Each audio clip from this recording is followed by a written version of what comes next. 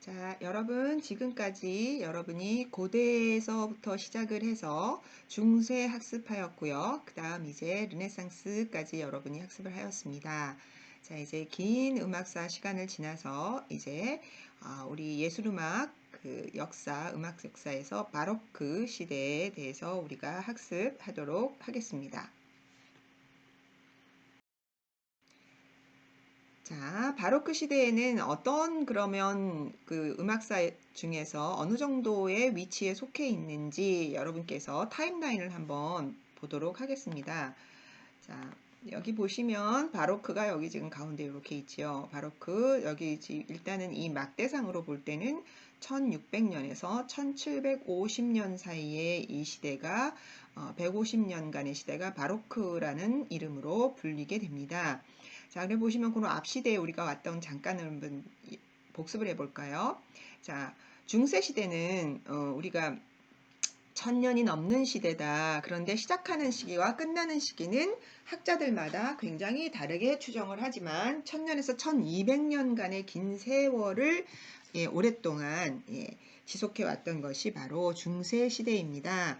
그래서 여러분께서 이 중세 시대에 대해서는 여러분이 아마 교회 음악을 중심으로 해서 학습했던 것을 여러분이 기억하시고 중세 시대는 교회 음악만 있었다고 생각을 하셨겠지만 바로 세속음악도 굉장히 많이 발전을 했고 그 세속음악이 우리 서양음악사에 끼친 영향이 굉장히 크다는 것을 여러분이 아마 기억하고 계실 겁니다.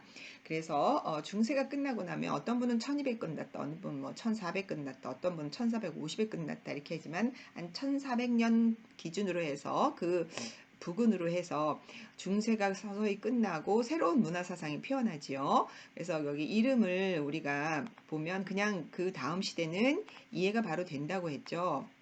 리 다시 백이고요. 네상스는 다시 태어나다, birth란 뜻이라고 그랬죠. 그래서 다시 태어났어요. 뭐가 다시 태어났냐면 중세를 건너뛰어서 이 앞에 것이 다시 태어났다. 바로 고대 그리스입니다. 고대 그리스가 다시 태어났습니다.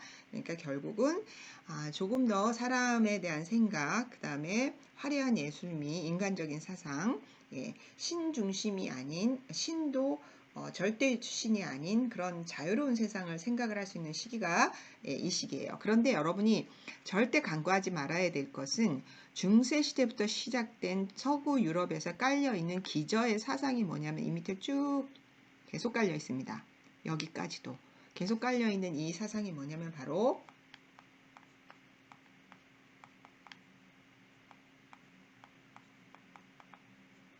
글씨가 너무 못생겼죠. 이 펜으로는 이 상 어떻게 잘 쓸 수가 없네요. 기독교 사상입니다.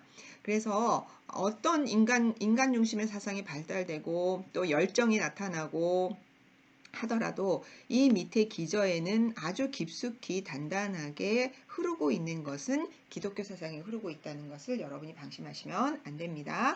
자, 그래서 중세에 지나서 르네상스 시대에 세속음악이 많이 발전하고 교회음악도 굉장히 정리가 많이 됐죠. 그래서 여러분 보면 그 피렌체를 중심으로 해서 많은 음악가들이 나타났고 모테트가 발전했고 그 다음에 바로 팔레스티나에 의해서 상당한 정결한 그런 미사곡도 발전을 했고 했던 시대가 르네상스입니다.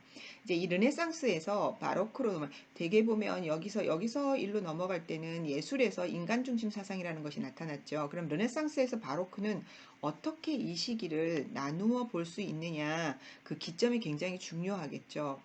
무슨 특징이, 이 두 시대가 무슨 특징이 다르길래 이 시대를 나누느냐 하는 그런 것들을 여러분이 연구를 해보셔야 됩니다. 그리고 이 바로크 시대가 굉장히 음악사뿐만 아니고 모든 예술사에서 중요한 부분인 이유가 뭐냐면 바로요. 이 퍼 헨리 랭이라는 사람이 얘기한 건데요. 이 사람이 뭐라고 했냐면 서부 유럽, 지금의 서부 유럽, 그렇죠. 프랑스, 독일, 스페인, 이태리까지 포함을 해서 이 서부 유럽 사람들은 17세기 천재들에게서 받은 재산으로 살아가고 있다라고 하는 거죠. 이 17세기에 쌓아놓은 문화예술 자산이 얼마나 큰지 지금도 그 자산으로 이 사람들이 살고 있다는 거죠. 예, 지금 보시면 여러분이 유럽 여행 가는 걸 굉장히 좋아하시는데 그 유럽 여행 가서 보시면 이 당시에 세웠던 건물, 이 당시에 작곡가가 어디 살았다, 뭐 이런 것들 있잖아요. 그런 것들을 여러분이 다 아마 보고 다니신 거, 관광 명소죠. 그리고 그때 당시에 유행했던 그 드레스나 패션이나 이런 그때 나왔던 향수들, 뭐 이런 것들이 다 지금 말하자면 서부 유럽을 먹여 살린다고 볼 수가 있습니다. 예. 자, 그러면 우리가 바로크에 대해서 자세히 알아보도록 하겠습니다. 자, 바로크라는 것은 금방 얘기했듯이 우리가 1600년부터 시작해서 1750년까지의 150년간을 바로크라고 부른다 그랬죠. 그러면 이때 사건이 있겠죠. 이게 중요한 사건이 중세에서 고대에서 중세로 가고 중세에서 르네상스로 가는 것보다 굉장히 분명한 타임라인이 그려집니다. 보시면 이제 끝나는 것부터 볼게요. 1750년이라고 딱 못을 박는 이유는 딱 이분 때문입니다. 요분. 예. 요한 세바스찬 바하의 죽음이 1750년대입니다. 그래서 1750년을 기점으로 바로크가 끝났다고 얘기를 합니다. 굉장히 그러니까 바로크 시대의 특징, 음악의 특징에 정점을 이루신 분이 이분이라고 우리가 얘기를 할 수가 있죠. 그래도 어떤 분들은 또 1720부터 사실은 고전 시대가 시작됐기 때문에 그때부터 바로크는 소멸된다라고 말씀하시는 분도 있는데 많은 음악사 연구가들은 1750년을 아직도 바로크가 끝나는 시점이고 바로 클래식이라고 그러죠. 고전시대가 시작한다라고 이야기하고 있습니다. 그러면 시작하는 시점은 왜 1600년으로 보느냐? 바로 굉장히 중요한 사건이 일어납니다. 앞서서 르네상스까지 왔던 음악이 아닌 다른 종류의 음악이 탄생합니다. 앞서서 여러분이 공부했던 많은 음악들, 그리고 진짜 이분 제 대단한 음악의 왕입니다, 음악의 왕세자입니다, 뭐 황태자입니다 했던 이분들이 썼던 작곡 기법은 바로 글씨가 더 잘 안 써지네요. 읽으실 수 있겠습니까? 모방 기법으로 작곡을 했습니다. 그러니까 결국은 곡의 선율이 굉장히 많다는 거예요. 2개 이상, 3개, 4개, 5개, 6개. 여러분이 들으셨던 팔레스티나의 그 우리 교황 마르첼루스 미사도 보면 6성부예요. 그렇게 깔끔하게 귀로는 들리지만 6성부였거든요. 자, 이렇게 따라서 한 선율이 가면 그 다음 선율이 또 따라하고 그 다음 딱 시간 간격을 따라하는 이런 모방 기법의 음악이었는데 이 1600년경에 일어났던 사건이 뭐냐면 바로 단음악이라는 것이 나타났어요. 단음악. 이 단음악이라고 나오면서 바로 굉장한 음악의 이제 장르가 나오는데 그게 뭐냐면 오페라라는 것이 탄생하게 됩니다. 그래서 1600년을 우리가 바로크의 시작이라고 봅니다. 자, 요 분들을 면면을 가만히 이렇게 보시면 여기 모이셔서 여기 보면 루트도 안고 계신 분이 계시고 어떤 분은 여기 책을 들고 계시는 분도 계시고 자, 여러분 보면 여기 보면 많은 사람들이 이렇게 모여 있어요. 이렇게 모여서 루트 들고 계시고 여기 책도 누가 이렇게 적고 있고 이렇게 계시죠? 자, 이 분들이 모여서 활동하던 모임이 있습니다. 자, 그 모임이 무엇인지 우리가 보도록 하겠습니다. 자, 바로크 시대에 들어오면 많은 변화가 일어납니다. 일단 르네상스부터 쭉 진행되어 오던 그런 그 사상이나 그 사회에 대한 여러 가지 사람들의 생각 이런 것들이 많이 변하죠. 르네상스에부터 우리가 얘기를 했던 그런 그 사람들의 그 종교관이 많이 변하고요. 그다음 그 종교관은 이런 과학적인 생각에서 오기 시작하죠. 지구는 더 이상 납작하지 않다. 지구는 둥글다. 그리고 태양이 지구를 중심으로 도는 것이 아니고 지구가 태양이 여기 있으면 지구는 거기서 돌고 있는 태양계 중의 별 중에 하나이다 라는 생각을 하게 됐죠. 그러다 보니까 신중심, 절대신에 대한 그런 생각보다는 자기가 직접 무엇인가 해보고 거기에 대한 결론을 얻는 경험적인 접근을 많이 시도하게 되고요. 그리고 새로운 사실에 대한 자기가 많은 생각들을 추론해 보기 시작합니다. 그리고 이 지동설과 함께 과학적으로 엄청난 사실을 발견을 하는데요. 그 사실이 뭐냐면 바로 중력입니다. 바로 뉴턴의 만유인력의 법칙이라고 우리가 부르는 거죠. 우리가 지구는 둥근데 어떻게 납작해야 사람이 설 수 있는데 둥근데 어떻게 반대쪽에 있는 사람이 떨어지지 않습니까? 라고 예, 그렇게 얘기를 하잖아요. 그게 설명이 된 거예요. 지구의 가운데에는 우리를 끌어당기는 힘이 있어서 이 중력에 의해서 우리는 이렇게 지구 바닥에 붙이고 서 있을 수 있다. 그러므로 여기 있는 나무도 이렇게 떨어지고 여기 있는 나무도 이렇게 떨어지죠. 그게 중력의 법칙. 똑같은 사과를 보고도 어떤 사람은 저거 언제 떨어져서 먹냐, 아우 저거 그냥 떨어지면 썩을 텐데, 내지는 뭐 이런 생각들을 하게 되는데, 뉴턴은 그걸 보고 중력이라는 것을 생각해낸 거죠. 역시 천재는 다르죠. 그리고 이제 정치도 많이 변하고 있었다고 했죠. 신중심으로 해서 교황이 가지고 있던 파워가 점점 지방에 있는 왕의 힘으로 넘어가기 시작합니다. 그래서 정치에 대한 생각도 달라지고, 그다음에 종교에 대한 여러 가지 생각도 많이 달라집니다. 그래서 절대 신이라는 것에부터 시작해서 그 절대 신의 권력을 누렸던 그런 종교계가 이제 많은 파동이 일어나고요. 그 다음에 이제 이 종교보다도 각 나라에 자기가 군대를 갖추고 자기 그 지역을 다스리는 왕의 힘이 이제 올라가기 시작하죠. 이게 왜 우리 음악사를 공부하는데 이런 이야기들이 나오느냐면, 이런 것들이 다 음악에 영향을 미치게 됩니다. 그래서 이런 그 내가 모시는 사람이 그전에는 교황이었죠. 추기경이었죠. 그런 사람들이 추구하는 음악에서 이제는 일반 왕이나 일반 귀족들을 위한 음악들도 이제 작곡이 되기 시작하는 거죠. 그리고 이제 감상자들의 층이 다양해진 거죠. 그로 인해서 그렇게 되면 작곡가들은 또 다양한 음악을 작곡하게 되는 거죠. 자, 그리고 지동설로 인해서 많은 사람들이 직접 경험하기를 원해서 세상 밖으로 나가기 시작했다고 그랬죠. 바로 세상 밖으로 나가면서 발생한 것이 식민지라는 것이 발생하게 됩니다. 유럽 대륙에서 갇혀 있던 사람들이 이제 배를 타고 뻗어나가기 시작합니다. 그래서 대서양을 건너면 뭐가 있죠? 미국 대륙이 있죠. 그래서 그리고 또 이 반대 방향으로 이렇게 가게 되면 아시아가 나오기 시작하죠.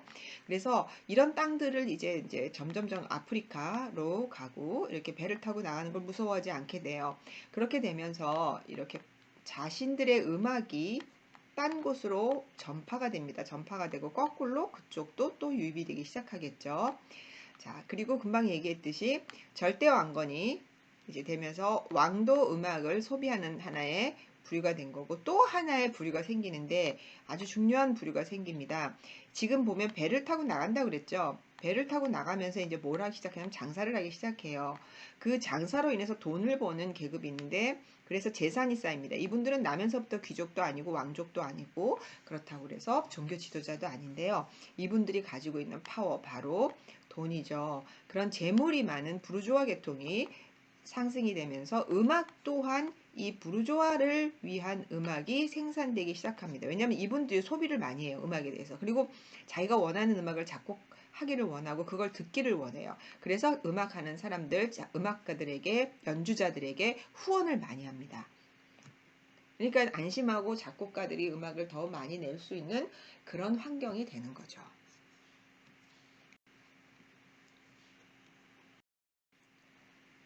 자, 누군지 알겠죠?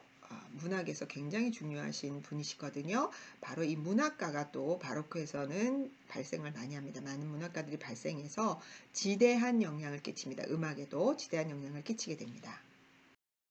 자, 그래서 보시면 바로 바로크에서는 우리가 소위 말하는 고전 작품이라고 불리는 것들이 이때 탄생하는데요.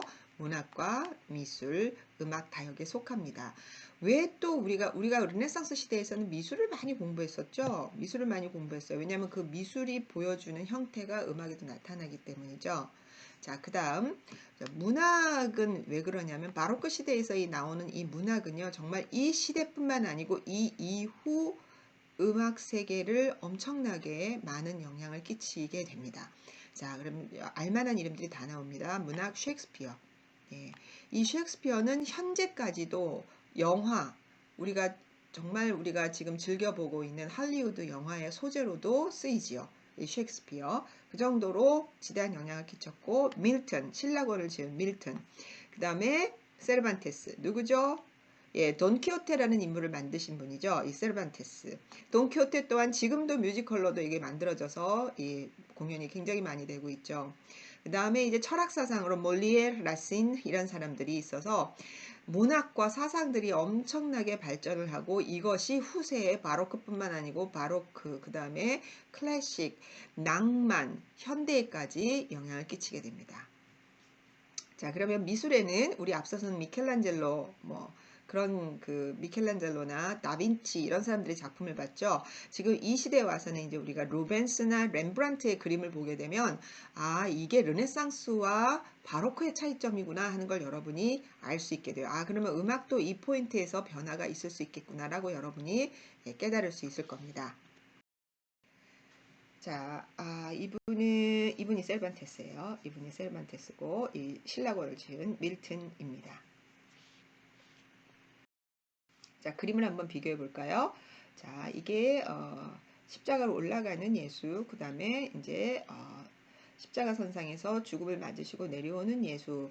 자, 르네상스 그림과 뭐가 다른지를 여러분이 한번 잘 비교를 해 보시기 바랍니다. 근육의 그 역동감 이런 거는 사실 르네상스부터 계속해서 우리가 발전되고 신보다는 인간적인 모습으로 그린 그런 것들이죠. 보시면 예수님이 사실은 중세 같으면 여기도 굉장히 마이티 파워 이렇게 딱 해가지고 나올 텐데 보면 이 모습들 있죠. 그 창백한 얼굴 이런 것들이 거의 인간적으로 지금 묘사가 되어 있고 피 흐르는 거 이런 모습들이 다 인간적인 묘사가 되어 있는데 빛이에요. 이런 빛을 보시면 꼭 무슨 그 뮤지컬 무대에서 어떤 주인공한테 그왜 빛을 비추듯이 이 부분이 굉장히 빛이 밝게 비춰져 있고 나머지 부분은 점점 가면서 흐려지죠. 바로 이 살아있는 듯한 그런 조명이 있는 듯한 그러니까 바로크에 오게 되면 훨씬 더 이런 예술들 그러니까 말하고자 하는 부분을 중점적으로 부각하여서 그 빛을 가지고도 묘사를 하는 바로 그런 그 그림의 양식이 이제 바로크에 나타납니다. 자, 그리고 세계로 나갔다 그랬죠. 세계로 나가고 음악이 퍼지고 그런데 그 예술이 어디까지 퍼지고 어디서부터 영향을 받았는지를 우리가 볼 수 있는데요. 보시면 이 루벤스라는 사람이 그린 그림인데 보시면 아까 보셨던 예수 그리스도의 그림도 아니고 이 당시 입었던 사람들 이 사람 입은 옷이 그 당시 옷인데 레이스 이런 게 아니고 우리가 많이 본 듯한 모습이죠. 이게 고려인이라고 부른다고 합니다. 그럼 고려는 우리나라 사람인데, 근데 이제 우리는 여기에 대해서 납득을 할 수는 없습니다. 그죠? 우리가 왜냐하면 우리나라 사람들이 입는 옷이 아니고 꼭 중국 사람이 입은 옷인데 위에 이런 거 쓴 거 보면 이런 거는 우리가 한국 사람들이 썼던 거죠. 머리에. 근데 이 안에 머리 묶고 있는 것도 우리나라 사람들이 이렇게 안 묶는데. 그렇지만 이걸 고려 사람이라고 이걸 부른다고 해요. 그게 어느 정도냐면 배를 타고 아시아까지 와서 서구 유럽 대륙에서 배를 타고 인도를 거쳐서 중국을까지 온 거예요. 중국까지 와가지고는 중국을 보고 그 끝머리에 있는 한반도도 우리 봤든지 아니면은 중국에 가 있는 고려 사람을 봤을 수 있겠죠. 그래서 보면 어느 정도냐면 이 서부 유럽이 이쪽으로는 미국 대륙, 이쪽으로는 중국 대륙까지 펼쳐져 가지고 이 문화가 서로가 교류됐다는 걸 우리가 알 수가 있습니다.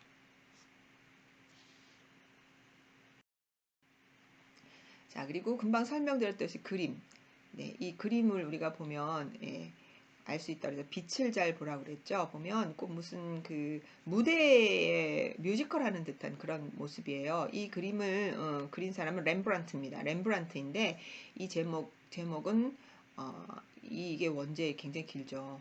굉장히 깁니다. 근데 지금은 The Night Watch 그래서 야경이라고 짧게 부르긴 한데 여기 보면 프랑스 반인 코크 대장의 민병대 이렇게라는 이름인데 여기도 마찬가지 보면 주변은 굉장히 어둡죠. 어둡고 여기 보면 엑스트라라고 그러죠. 무대에서 엑스트라들. 그리고 우리 꼭 오페라나 뮤지컬 할 때 엑스트라들이 막 무엇인가 노래하고 막 얘기하고 막 이러고 있고 주인공은 바로 예, 여기 계시고요. 이 시선들도 보면 각자 자기가 하고 있는 다른 시선들로 지금 무슨 무대에서 뭔가 벌어지는 듯한 굉장히 사실적인, 옷만 이렇지 않으면 꼭 사진 찍어 놓은 듯한 그런 모습을 지니고 있죠. 이 시대 조금 더 말하자면 인간적으로 자신이 보아지는 것을 그대로 그리는 그런 실사적인, 예, 그런 이제 미술품이 나타납니다. 그것이 음악에도 반영이 돼요. 반영이 돼서 이제까지 나오지 않았던 단어가 나오죠. 감정이라는 단어가 나옵니다. 그러니까 음악 작품 속에 이제는 작곡가가 감정을 표현을 해요. 근데 여러분 여기서 하나 반드시 구별하셔야 되는 게 낭만주의에서의 그 개인주의적인 감정과는 차이점이 있습니다. 여기서 바로크에서 얘기하는 건 일반적인 감정이에요. 작곡자 개인의 감정은 우리가 어디서 볼 수 있죠? 낭만주의에서 볼 수가 있고요. 이 바로크의 감정은 그거하고는 다릅니다. 그거하고는 다른 일반적인 감정을 나타냅니다. 그래서 감정을 표현하긴 하되 이 감정이요 굉장히 균형적입니다. 그러니까 우리 낭만주의처럼 막 이게 인생의 굴곡, 그다음에 굉장히 클라이막스로 올라갔다가 이게 불협이 됐다가 이게 협이 됐다가 막 이런 거 아니고 본인이 음악 작품 속에 반영하고자 하는 감정이 결정이 되면 굉장히 그것이 절제된 상태에서 균형적으로 나타내려고 노력을 했습니다. 그래서 다양한 감정이 나타나긴 하지만 그것을 한 악장의 하나라든가 이런 식으로 균형적으로 나타내려고 노력했던 것이 바로크이지만 바로 이 바로크란 이름 자체가 나타나듯이 중세와 르네상스를 거치면서 절제된 고전미보다는 바로크에서는 그래도 일반적인 감정을 드러내려고 노력을 했습니다. 자, 그러면 도대체 내가 바로크의 의미를 보시다시피라고 얘기했잖아요. 그럼 바로크란 단어는 어디서 나왔느냐? 자, 여러분 앞서 보셨지만 메디발해서 중세는 누가 붙였다 그랬죠? 그 뒤에 있는 르네상스 사람들이 붙였어요. 르네상스 사람들은 자기들이 스스로가 르네상스라는 이름을 붙였죠. 그리고 자기네는 앞에 있는 고대 그리스와 찬란한 문화가 연결되고 얘는 그냥 가운데 낀 샌드위치, 가운데다 라는 얘기를 했죠. 그러면 바로크는 자신들이 바로크라고 부르지 않았어요. 이 또한 누가 뒤에 있는 사람이 바로크라고 부른 거죠. 자, 바로크라는 단어는 어디서 나왔냐면 스페인 말로요. 포르투갈 말로요. 바로코라는 단어에서 나왔어요. 바로코라는 기묘하다, 비틀어져 있다, 역동감 있다 이런 단어거든요. 이런 단어에서 나왔는데 이 바로크의 의미는 바로 이 진주 가지고 표현을 해볼 수 있습니다. 바로크는 얼그러진 진주, 일그러진 진주라는 의미를 갖고 있어요. 보통 여러분이 진주를 생각하면 우리 진주 어머니들이 많이 하는 보석 중에 하나인데 보시면 이렇게 동그래요. 색깔은 오묘해요. 굉장히 무슨 색이라고 한마디로 부를 수 없을 정도로 미묘한 색깔을 띠지만 모양은 동그래요. 하지만 본래 바로크라는 의미의 진주는 이 진주가 아니고요. 바로 이쪽에는 이 진주입니다. 여러분 이런 진주 보셔본 적 있으세요? 이 진주가 상당히 귀하다고 합니다. 본래 그 양식이 아닌 진짜 진주는 이런 모습을 띈다고 해요. 이렇게 이거는 조금 덜 일그러진 편이고요. 여러분이 아마 일그러진 진주의 진짜 모습을 보고 싶으면 여러분 인터넷 들어가서 한번 펄 쳐가지고 보시면 그 양식이 아닌 진짜 오리지널 순 진주 보시면 굉장히 모양이 다양합니다. 가격대가 어마어마하다고 합니다. 색깔은 말씀드렸듯이 이게 그레이라고 해야 될지 분홍이라고 해야 될지 이게 블루라고 해야 될지 오묘한 색깔을 띠고 모양이 다양한 이런 상태가 바로크 음악을 의미하는 거예요. 그러니까 바로크 음악은 한마디로 뭐라고 정의하기가 굉장히 이걸 뭐라고 정의하겠습니까? 그냥 일그러진 진주라고만 할 수는 없죠. 굉장히 모양은 동그랗진 않지만 완전 턴은 아니지만 이것이 가지고 있는 독특한 아름다움이 있잖아요. 그게 바로크 음악의 특징입니다. 자, 바로크 음악에서 가장 특징적인 두 가지 개념을 고르라. 바로 이것입니다. 단음악과 통주저음입니다. 이 두 가지는 르네상스에서 나타나지 않았던 음악입니다. 그래서 단음악과 통주저음, 르네상스와 바로크를 구분하세요. 그러면 이 두 음악 개념을 여러분이 얘기하시면 됩니다. 자, 그리고 이제 우리가 계속 이제 알아봐야 될 개념들이 있죠. 콘체르토, 그다음에 평균율이라는 단어가 나오고요. 불협화음이라는 것이 나오고, 그다음에 대입법은 대입법인데 화성적 대입법, 리듬은 어떻게 되나, 그다음에 즉흥 연주, 바로크 여서는 이 즉흥 연주가 굉장히 많이 강조가 됩니다. 그래서 꾸밈음, 그다음에 조성이라는 단어가 나오기 시작합니다. 조성. 그전에는 선법이라는 단어가 있었고, 우리가 제일 마지막에 피렌체 악바에 가서야 5도 1도 관계 이 단어가 나왔죠. 그렇지만 여기서 이제 조성이란 말이 나오고, 그 다음 우리 보면 모테트, 미사 다 뭡니까? 무반주, 다성부, 악곡이죠. 성악 악곡입니다. 그런데 기악 음악이 굉장히 많이 발전하는 시대가 바로크 시대입니다. 자, 그러면 아까 중요한 단어 중에 하나라고 얘기했었죠. 르네상스와 바로크를 구분짓는 단어 중에 하나가 뭐냐면 바로 통주저음입니다. 통주저음. 이 통주저음을 바소 컨티뉴라고 부릅니다. 영어로는 figured bass라고 부르기도 해요. 왜냐하면 figured bass 말은 figure이라는 것은 무엇인가 숫자 이런 그런 뜻이거든요. 그래서 왜 그러냐면 이 바소 컨티뉴는 악보를 다 그리지 않고요. 기본 그 저음 하나 주고 그 다음에 다 뭘로 나타내냐면 숫자로 나타냅니다. 그래서 figured bass라고 부르기도 합니다. 자, 이 바소 컨티뉴를 연주하는 그 연주자들을 악기는 대부분이 건반 악기입니다. 건반 악기를 많이 사용하여 건반 악기를 사용하게 되는데 이것은 이제 초창기에는 류트를 먼저 시작합니다. 류트로 바소 컨티뉴를 먼저 연주하고요. 건반 악기가 점점 기능이 향상되면서 건반 악기로 거의 다 이게 대체가 되고요. 자, 이 류트, 그 다음에 또 뭘 썼냐면 비올라 다 감바. 나중에 여러분한테 그림을 많이 보여드릴게요. 비올라 다 감바, 첼로하고는 모양은 비슷한데 첼로와는 달라요. 예, 그리고 이제 어떨 때는 버순, 낮은 관악기지요. 굉장히 낮은 소리를 내는 이런 관악기도 연주를 하지만 점차 이제 하프시코드나 클라비코드, 오르간이 통주점의 자리를 차지하게 되죠. 그러면 도대체 통주점의 뜻은 무엇인지 우리가 지금부터 알아보도록 하겠습니다. 자, 다 같이 읽어볼까요? 제시된 저음 위에, 아까 얘기했죠. 저음이 있고 숫자를 나타낸다고. 제시된 저음 위에 이렇게 하면 여러분이 뭘 상상할 수 있냐면 여러분 화성악, 사성부 화성악 연습할 때 제일 먼저 베이스라인을 주죠. 그 베이스라인처럼 마찬가지로 그렇게 그려져 있어요. 저음 위에 화음을 보충하는 거예요. 자, 저음은 일단 주어져 있고요. 그 다음 뭐 해야 되냐? 화음을 보충해야 되는데 문제는 이 화음 보충하는 게 우리가 화성악 쓸 때는 우리가 오랫동안 생각하고 썼다 지웠다 할 수 있지만 이 바소 컨티뉴어 파트를 맡는 연주자들은 바로 이렇게 연주하셔야 돼요. 즉흥으로. 저음과 숫자만 보고 바로 즉흥적으로 화음을 채워나가시는 이 상태가 바소 컨티뉴어 상태입니다. 그것도 한 성부가 아니고 2성부 이상, 3성부, 4성부를 다 채우셔야 되는 것입니다. 그리고 바소 컨티뉴의 또 특징 하나, 이게 첫 번째 특징이죠. 그 다음 두 번째 특징은 악곡 전체에서 연주가 됩니다.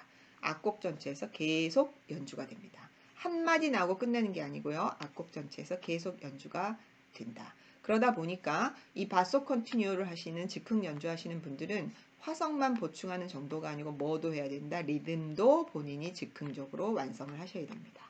요게 바소 컨티뉴 파트입니다. 자, 여러분, 통주전 파트를 맡았던 악기 처음에 류트를 살펴보도록 할게요. 류트는 굉장히 오래된 역사가 오래된 악기예요. 기원을 보게 되면. 그래서 여러분 이전에 봤던 그림을 다시 한번 여러분에게 이렇게 보여드리는데요. 여기 보시면 이게 고대 이집트 벽화 그림인데요. 거기 보시면 여기 류트를 연주하는 여인이 여기 있습니다. 모양은 이것과 조금 다르지만 류트를 연주하는 여인이 있죠. 이런 판현 악기들은 굉장히 역사가 오래됐습니다. 그리고 요거는 그리스 시대에 남아있는 벽화는 아니고 벽 조각이라고 얘기할 수 있죠. 보면 여기도 보면 이렇게 류트를 타고 있는 분이 여기 있죠. 예, 있습니다. 이게 바로 르네상스 시대에 연주하던 류트 모습이고요.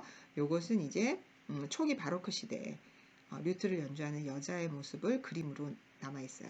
지금 이 부분은 이거는 뭐냐면 르네상스 시대 사용하던 그 류트의 다양한 종류의 사이즈도 굉장히 다양하고 모양도 굉장히 많이 다양하죠.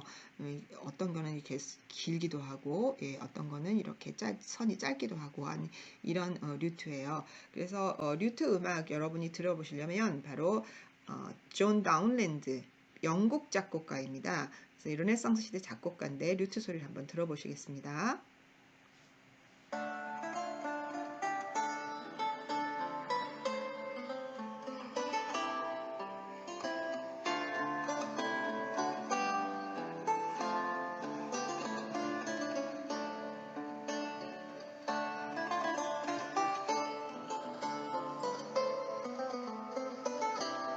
이런 곡을 이제 연주를 하게 할 때 악보에서 제일 밑에 저음만 주고 그 다음에 숫자만 줍니다. 그리고 나머지는 이 류트 연주자들이 리듬과 화성들을 채워나가면서 연주를 한 거죠.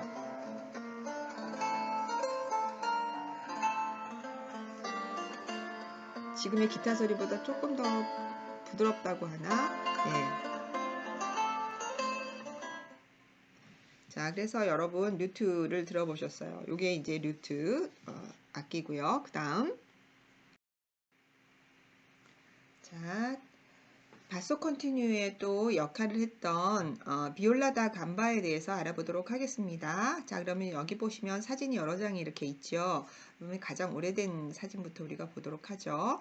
자, 이 분이 바로 비올라 다 감바의 비르투오조, 대단한 연주자이죠.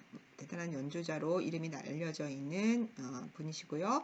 이게 이제 이분이 서 있는 상태에서 악기를 들면 이만한 사이즈가 비올라 다 감바입니다. 그래서 여러분이 생각하시면 첼로보다 크고 더블 베이스보다 작아요. 사이즈가 보시면. 그리고 줄도 보시면 숫자가 하나, 둘, 셋, 넷, 다섯, 여섯, 일곱, 예, 7개의 줄이 있죠. 이 비올라 다 감바 줄이 훨씬 더 많습니다. 되게 많고요. 자, 그래서 이렇게 활 쥐고 있는 모습 이렇게 보실 수 있고, 그 다음 이제 이 7줄 스트링을 또 더 명확하게 보실 수 있는 여기 보시면 여기 보면 여기 이쪽 부분 이런 모습들이 더 첼로보다는 훨씬 더 장식들이 좀 많죠. 그래서 여자분이 7개의 줄을 연주하는 그림입니다. 이 그림을 여러분이 보실 수가 있는데요. 보시면 여기 볼을 잡고 계시고 다리 사이에 끼고 연주하는 것, 이런 것은 우리가 첼로와 정말 비슷한 모습이라고 보세요. 7줄이고요.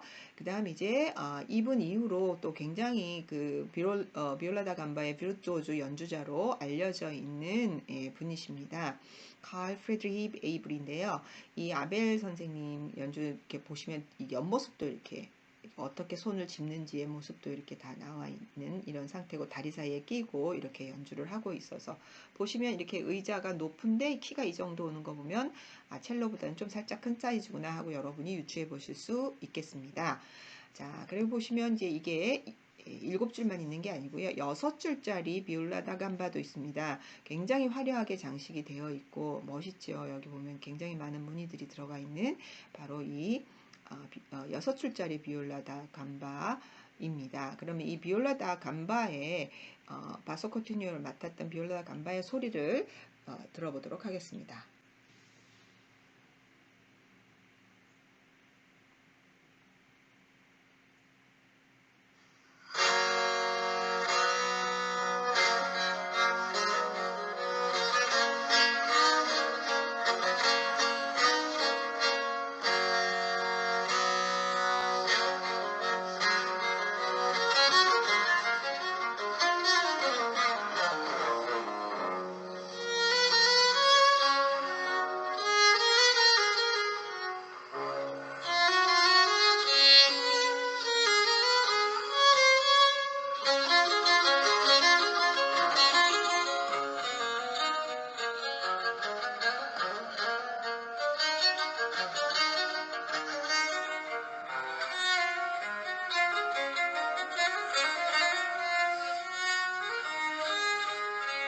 지금 듣고 계신 곡은 앞으로 우리가 여러분이 학습하게 될 바로 텔레만의 곡입니다.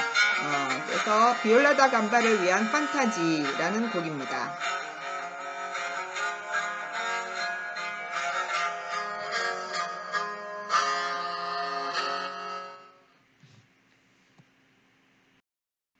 자, 바소 컨티뉴의 악보를 여러분에게 보여드리도록 하겠습니다.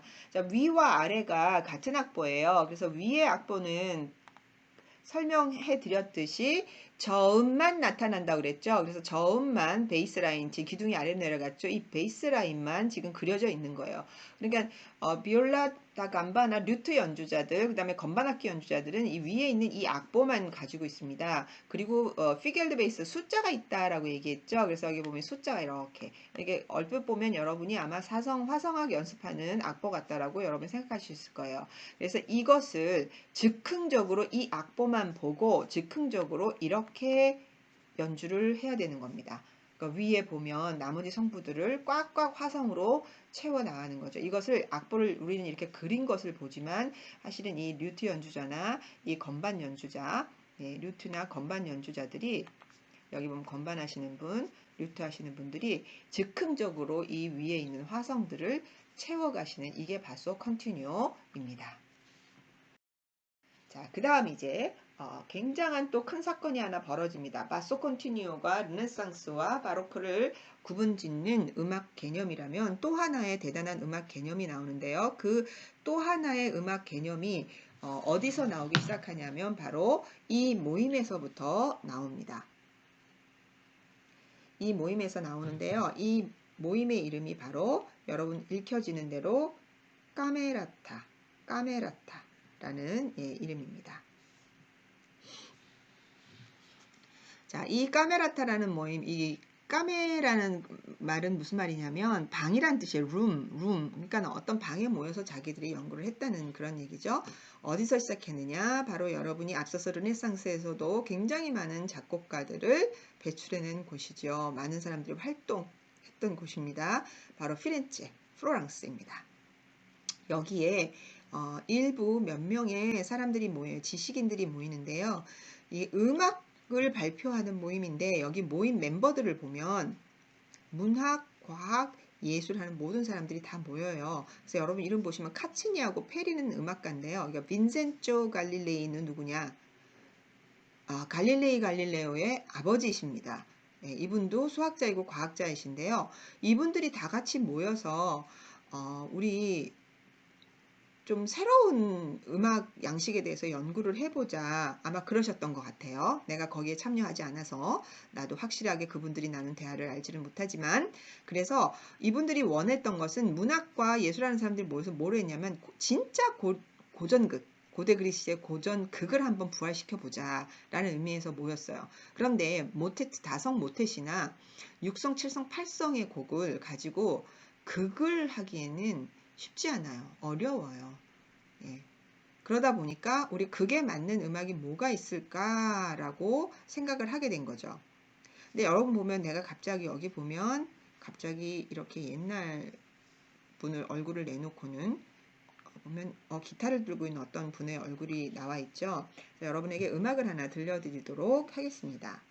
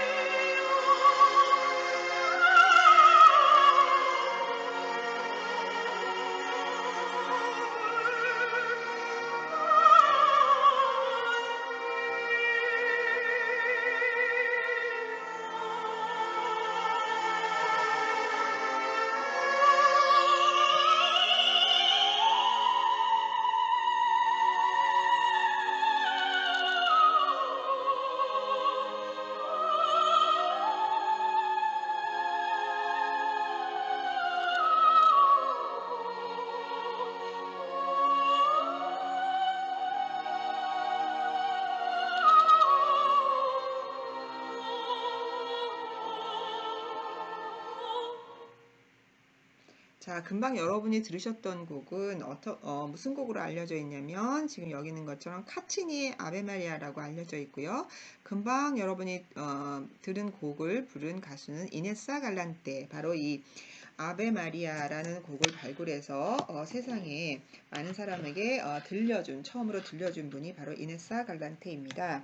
그런데 이제 여기 보면 카치니, 예, 우리가 이게 보고 있는 이 카치니가 이 아베 마리아를 작곡했다고 오랜 동안 알려져 있었는데 최근 연구에 의해서 이것은 카치니 곡이 아니다라고 밝혀졌습니다. 이 곡은 바로 이분 러시아 작곡가이신데요. 블라드미르 바빌로프가 1970년도에 작곡한 곡인데 이게 카치니의 아베 마리아로 이렇게 알려져서 지금도 여러분이 아마 인터넷에 치시면 카치니의 아베 마리아라고 뜹니다. 예, 그렇지만 이 곡은 바빌로프의 곡이라고 지금 밝혀졌다. 예, 여러분이 그렇게 알고 계시면 됩니다. 자, 하여튼 왜 이렇게 카치니의 아베 마리아라고 이 곡이 알려질 정도냐면 그 정도로 이 시대의 카치니의 명망은 대단했고 음악가로서의 그런 입지도 대단했었다는 얘기죠. 그래서 이 카치니, 이 카치니는 1551년부터 1618년 17세기 초죠. 그 다음에 갈릴레이의 아버지 1591년까지, 그 다음에 페리는 1633년까지 해서 이분들이 이 까메라타라는 모임을 만들어서 바로 새로운 음악에 대한 연구를 하기 시작하셨습니다. 자, 그래서 첫 번째 모임에서 우리 이렇게 새로운 음악을 만들자 해서 처음에 이제 이분들이 지금까지의 그 다성악곡의 모테트 너무 어렵다. 그걸 만들기에는 부적합하다. 그래서 이런 곡이 있으면 형태의 음악이면 되겠다. 그래서 만드신 게 모노디입니다. 이때는 실제 음악보다는 바로 모노디라는 그런 음악, 이런 모노디를 해야지 그 음악이 된다고까지 선언 정도만 했고요. 두 번째 모임에서 선언 플러스 새로운 음악을 만들어내셨습니다. 새로운 음악을 만들어내서 이 까메라타에서 자신들이 하는 이 음악을 이렇게 불렀습니다. 레 누보 무지께 해가지고 새로운 음악이라고. 지금 여러분 보면은 아르노바라고 해서 새로운 예술이라는 것을 여러분이 했었잖아요. 그거 마찬가지로 그러니까 항상 보면 앞에 있었던 것은 항상 자기가 새롭다고 시작해도 뒷사람이 볼 때는 앞에 거는 올드예요. 그죠? 올드고 그 다음에는 새 것이 나타나는 거예요. 그래서 이분들은 르네상스의 다성 음악에 비해서 바로 자기네들은 모노디는 새로운 음악이다 라고 얘기하고 자신들이 하는 것은 새로운 음과 새로운 작곡법을 사용한다 라고 해서 이런 글도 발표를 한 것이 까메라타입니다. 1차 까메라타에서는 모노디에 대한 선언을 하고요. 2차 까메라타에서는 음악까지도 발표를 하였습니다. 자, 그래서 2차 까메라타에서 발표를 자, 보시면 페리와 까치니가 같이 극음악을 만들었는데요. 여기 보면 극음악의 제목이 유리디체입니다. 유리디체는 어디서 나오는 인물일까요? 네, 저 혼자 묻고 저 혼자 대답을 하지만 바로 유리디체는 오르페오의 부인입니다. 그럼 오르페오는 어디서 나오는 인물일까요? 리라를 연주하는 음악의 신이라고 불리는 예, 맞아요. 그리스 신화에 나오는 인물이죠. 오르페오와 유리디체는 앞으로도 정말 많은 분들이 이 스토리를 가지고 그 음악을 만들거나 아니면 표제 음악 같은 경우를 많이 만듭니다. 그래서 여러분이 이 이름은 꼭 기억하기 바랍니다. 이제 여러분이 지금 들으실 곡은 페리와 까치니가 작곡을 한 프롤로그를 우리가 한번 들어보도록 하겠습니다.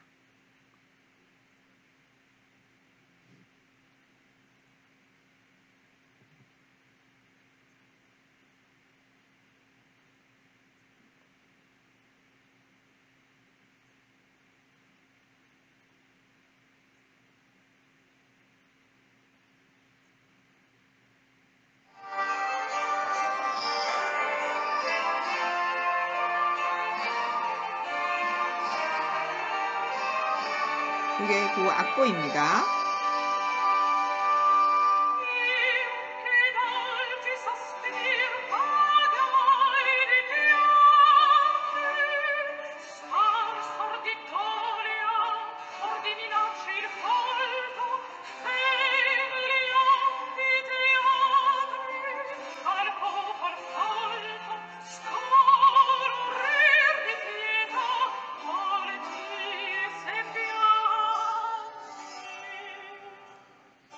네, 여러분 프롤로그 앞에 이제 곡이 들어가기 전에 앞에 이제 본인이 이렇게 얘기하듯이 얘기하는 그 부분을 이제 여러분이 들어보셨습니다.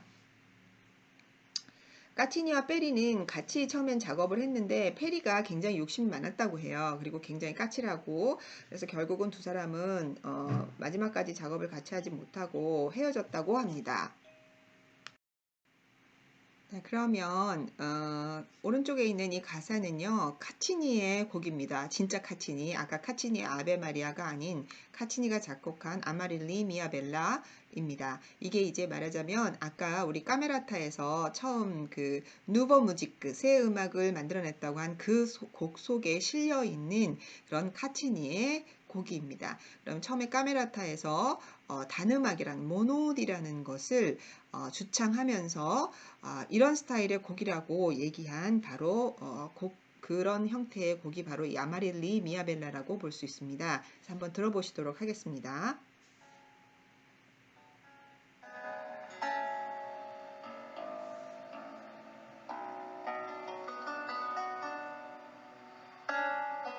이 곡은 필립 자르스키라고 해서 카운터 테너라고 그러죠. 남자지만 이렇게 여자 같은 목소리를 낼 수 있는 그 가수가 노래를 합니다.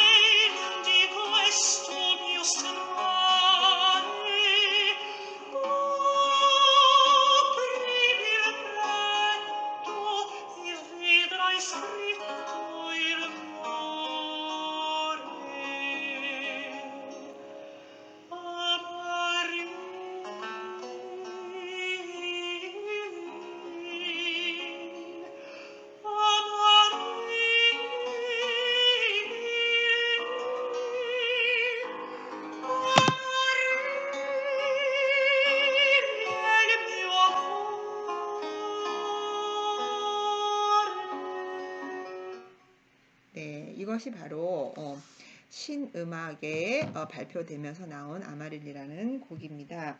여러분이 앞서서 르네상스 시대에 들었던 모테트와 마드리갈이나 그 다음에 미사곡들과 한번 비교해서 여러분이 한번 들어보시기 바랍니다. 자, 여기 이제 바로 여기가 피렌체입니다. 이 피렌체를 중심으로 카메레타가 형성이 됐다고 그랬죠. 우리 이전에 르네상스 시대에서도 보면 여기 베니스, 피렌체, 밀라노 이런 곳을 중심으로 해서 모테트와 이런 곡들이 많이 발전했죠. 요 위에서부터 이렇게 여기 프랑스 노트르담 여기서부터 쭉 이렇게 내려와서 베니스, 피렌체, 밀라노 그다음 이제 우리 팔레스티나가 활동했던 로마 이런 곳에 이렇게 여러분 이제 지형적으로 보시면 이제 저 북부에서부터 쭉 이렇게 이탈리아 반도를 타고 내려오는 데까지 이제 음악이 발전을 하게 됩니다.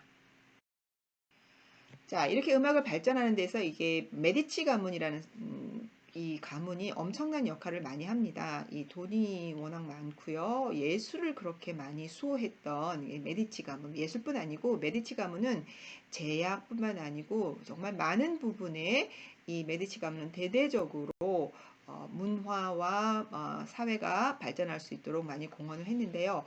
이 메디치를 통해서 음악가들이 성장을 하고 건축가 예술가들도 성장을 합니다. 예, 건축물 보십시오. 이렇게 메디치 문장이 있고요. 보시면 이렇게 바로크의 그 건축물 양식을 메디치 성에서 우리가 볼 수가 있고요. 이거는 메디치의 한 귀족 부인을 모델로 해서 그린 그림이라고 합니다.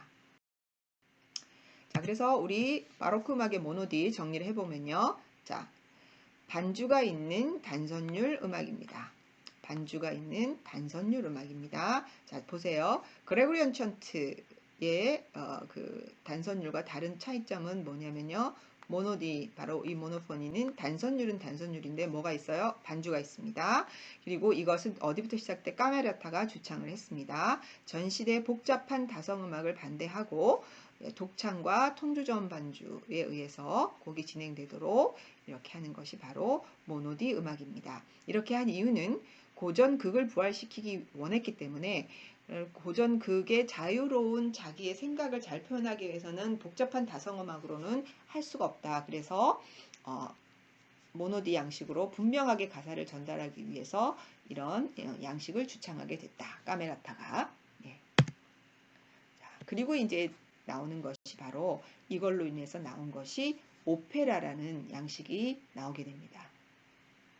그러니까 오페라 아리아가 나올 수 있었던 것은 바로 이런 배경 하에서 나왔던 것이죠. 자, 그래서 우리 다음 시간에는 이제 오페라에 대해서 우리가 학습을 하게 될 텐데요. 자, 오페라라는 단어를 여기 보시면 오페라라는 말은 정말 간단하게 작품이란 말의 복수예요. 오퍼스 남바 우리가 이렇게 얘기하죠. 그 복수형이 오페라인데요. 종합예술입니다. 종합예술이고 그리고 이 안에 들어있는 요소들 하나하나가 다들 역할들을 다 함으로써 오페라라는 것이 만들어지는데요. 그 중에서도 이제 우리는 바로 음악이 맡은 그 부분에 대해서 우리가 학습을 해보도록 하겠습니다. 그래서 여러분 그 오페라 다양한 용어를 여러분이 정리를 하셔야 되는데요. 자, 오페라는 어디서 출발했느냐?